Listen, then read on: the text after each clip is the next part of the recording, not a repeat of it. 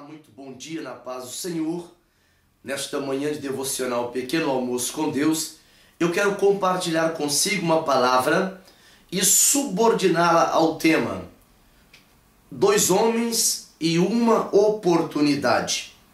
Quando nós olhamos para esta expressão, que talvez é um pouco enigmática a princípio, mas oportunidades é como alguém que está navegando em um leito de uma grande represa, de um grande manancial de águas, de um grande rio muito profundo, em que lá no seu fundo, no fundo do leito do rio, há uma terra muito solta, há uma terra muito espessa, e alguém deixa cair uma pequena peça, uma joia, um anel, uma aliança, algo precioso lá. Quando alguém perde a oportunidade é como se fosse essa joia caída, jogada lá. Porque lá em meio a isto, de fato tem como encontrá-la. Mas tem que tirar toda a água do rio, tem que tirar toda a terra do rio, para que novamente possa vir à mão aquela oportunidade. Por isso que algumas pessoas chegam ao extremo de dizer: oportunidade perdida jamais volta. Quando nós olhamos para esta expressão da palavra do Senhor de Efésios, capítulo 1, versículo 3, versículo 4 e versículo 5, eu quero partir desta palavra para explicar de uma forma já mais prática e agora doutrinária como é ter dois homens e uma oportunidade. Bendito Deus e Pai, versículo 3 do capítulo 1 de Efésios. Bendito Deus e Pai do nosso Senhor Jesus Cristo, o qual nos abençoou com todas as bênçãos espirituais nos lugares celestiais em Cristo, como também nos elegeu nele antes da fundação do mundo, para que fôssemos santos e irrepreensíveis diante dele em amor, e nos predestinou para filhos de adopção por Jesus Cristo, para si mesmo, segundo o beneplácito da sua vontade. Quando nós olhamos para esta palavra, Ele nos escolheu, nos predestinou, Ele nos chamou, nos comissionou. Ele está falando de uma oportunidade para um trabalho. Quando nós olhamos para essa expressão, dois homens e uma oportunidade, aqui eu quero atrelar este tema à liderança. Liderança hoje é um assunto muito difundido. Existem vários best-sellers que foram escritos tentando abordar o que é uma liderança. É 10 passos, a gente já nem suporta mais isso. 10 passos para ser líder, 50 passos para ser líder. Como se posiciona o líder? O líder não come isso, o líder come aquilo, o líder é assim, o líder é assado. A Bíblia revela qual é o tipo de liderança que o próprio Senhor estabelece. E eu quero tomar por base, como eu estou falando de dois homens e uma oportunidade, dois homens da Bíblia. O primeiro é Moisés. Moisés é o tipo de líder que está aplicado a uma tipologia cristocêntrica. Por isso que o apóstolo Paulo, quando ele revela nessa carta aos Efésios, no capítulo 1, bendito Deus e Pai de nosso Senhor Jesus Cristo, que nos escolheu nele, em Jesus Cristo. É uma liderança, é uma oportunidade para um trabalho que não pode perder a essência, que é Cristo. Quando nós olhamos para os escritos de Paulo, talvez se fôssemos olhar para o contexto moderno, o contexto das oportunidades de hoje, Paulo não seria nem líder. Mas é sabido, dada a segurança que temos, que 13 epístolas do Novo Testamento seguramente foram escritas pela pena ou pela inspiração ou pela verbalização das palavras do apóstolo Paulo. Mas o que nos chama a atenção a dizer isso, que hoje possivelmente ele não seria líder, é porque parece que o líder, ele não pode falar que ele tem fraqueza.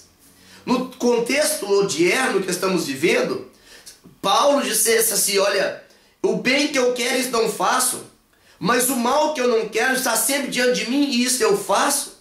E fala: miserável homem que eu sou. Esta expressão desqualificaria para o tempo presente, olhando na ótica humana, na ótica mercantilista, na ótica do marketing, na ótica da religiosidade, Paulo seria reprovado como líder. Por isso que Paulo, quando ele fala, sede meus imitadores como eu sou de Cristo, isso não faria sentido hoje, olhando para os best-sellers. Mas quando eu olho para a Bíblia Sagrada e eu vejo a oportunidade de liderar, colocado na mão de Moisés, colocado na mão de Saul, que é o segundo personagem, que eu aplico esta palavra nesta manhã, eu vejo que cada um fez com a sua oportunidade. Quando eu olho para Moisés, no capítulo de número 32 do livro do Êxodo, no capítulo 32 do livro de Êxodo, a Bíblia revela que Moisés agora está no monte falando com Deus, a liderança cristocêntrica, uma liderança teocrática em que Deus que manda, em que Deus que orienta, em que Deus determina.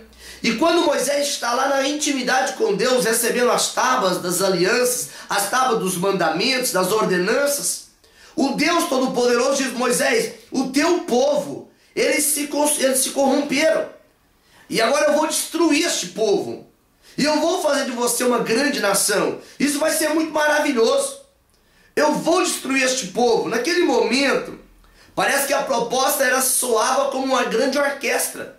No olho, ou nos ouvidos, melhor dizendo, da liderança natural desta vida. Dos grandes políticos, dos grandes empresários, dos grandes líderes. Olhando na ótica humana. O Senhor faz uma proposta irrecusável para Moisés. Eu farei de você uma grande nação. E quem estava falando não era uma pessoa qualquer. Era alguém que tirou aproximadamente, ou mais um pouco, 2 milhões de pessoas do Egito e sustentava essa gente por um deserto. Não era simplesmente uma promessa vazia. Não era simplesmente uma promessa de uma arquitetação de frases, não. Era uma promessa verdadeira. Mas a liderança que Moisés exercia, a oportunidade que ele abraçava, fala para Deus: Deus, parece que eu vejo até Moisés querendo dar conselhos para Deus. Moisés diz: Deus, eles vão dizer que o Senhor tirou o povo do Egito, não conseguiu pôr eles na terra prometida. Moisés para, olha se o seu argumento e fala: esse aqui pode ser meio fraquinho. Senhor, lembra da promessa que o Senhor fez para Abraão, para Isaac e também para Israel? Eles são teus servos, os quais o Senhor diz que multiplicaria a semente deles. Esta expressão da palavra mostra que a liderança que Moisés estabelecia era uma liderança orientada por Deus. Não era arbitrária, não era determinada, olha, manda quem pode, obedece quem tem juízo, não. Essa liderança, ela tinha um foco superior aos desejos pessoais de Moisés. Por isso que você vai ver no escritor aos Hebreus, a Bíblia dizer que ele trocou os prazeres transitórios do pecado pelo opróbrio, a ignomínia de Cristo. Porque ele contemplava a sua vitória, ele contemplava galardão. Esta liderança, essa oportunidade que ele abraça, ela era movida por um sentimento: entrar na terra prometida, chegar à terra prometida. E quem dava valia para aquela liderança era o próprio Deus. Quando nós olhamos para o livro de Números, no capítulo 12, versículo 7, o Senhor revela: Moisés é fiel em toda a minha casa. Mas quando nós olhamos para uma liderança, que era uma liderança subjugadora, uma liderança ditatorial, uma liderança de imposição, nós olhamos para Saul. Saul, para conseguir que o exército se formasse, ele ameaça os bens materiais das pessoas que moravam ali. Eu vou matar os bois de toda a gente se não seguir a Saul nesta batalha. Era uma liderança que não tinha uma orientação específica da parte de Deus. A liderança de Saul era uma liderança que fazia votos atrevidos ao ponto de sentenciar o próprio filho. Era uma liderança que dizia no seu íntimo: eu vou chegar lá, nem que eu pise em A, B, C, todo o alfabeto completo, mas eu vou chegar lá. Não. A liderança que Deus nos chamou, Efésios capítulo 1, versículo 3, 4 e 5, é a liderança de ouvir, esperar o movimentar na copa das amoreiras. É a liderança que nós nos humilhamos para ouvir a voz de Deus. É a liderança que nós nos quebrantamos diante do Senhor, sabendo que Ele tem muito mais pressa do que nós, que Ele tem muito mais interesse do que a gente. É uma liderança que ela desenvolve uma habilidade em servir. Ela não está para ganhar, ela está para vencer. Existe uma diferença entre ganhar e existe uma diferença entre vencer. A promessa não é de ganhar, a promessa é de vencer. Em Cristo nós somos muito mais do que vencedores. E quando é arguído nas suas falhas, Moisés simplesmente reconhece a soberania de Deus. Moisés simplesmente reconhece as suas limitações. Ao contrário de Saul, na primeira vez que ele falha, quando Deus quer tratá-lo, ele fala a Deus: Senhor, a culpa é do povo. Porque eu fiquei com medo deles se esparramarem. Eu fiquei com medo deles não me reconhecer a minha liderança. Quando a oportunidade, ela não é no momento, quando a oportunidade não é entregue por Deus, porque quando nós olhamos para o livro de 1 Samuel, no capítulo 15, versículo 29, a Bíblia diz que Deus não se arrepende. A força de Israel não se arrepende, não mente, porque não é homem para se arrepender. Quando Deus promete algo na nossa vida, não precisamos pisar em ninguém, não precisamos estragar a vida de ninguém, porque é Ele que vai conduzir-nos. É um processo espiritual tranquilo, é um processo espiritual salutar. E agora, quando ele erra pela segunda vez, de forma descarada, ele começa a dizer assim: olha, foi o povo mais uma vez. Veja bem a diferença. Moisés defendia o povo. Deus, o teu povo. Esse povo é especial. Esse povo o Senhor tirou. Saul diz: é o povo. A culpa é do povo. Ele nunca assumia a sua própria responsabilidade. Se desse certas coisas, ai, o rei, que maravilhoso, que liderança extraordinária. Deu errado, é o povo que é culpado. Mas a Bíblia diz que Deus falou assim para Samuel: eu rejeitei Saul. Eu rejeitei Saul. Saul havia guardado o melhor das ovelhas. É como alguém que Deus fala para ele fazer algo de confiança, e ele começa a ter reservas particulares. Porque se não der certo, eu deixei algumas portas aqui meio já negociadas. Não. A convicção é que faz nós abraçarmos a oportunidade. A oportunidade não é fruto do pensamento determinista. A oportunidade é fruto de uma convicção profunda com Deus. Por causa disto, Moisés morre, os próprios anjos sepultam. Saul morre, mas morre suicidado, carimbando a sua passagem direto para o inferno. É por isso que nesta manhã eu quero convidá-lo a refletir sobre oportunidades.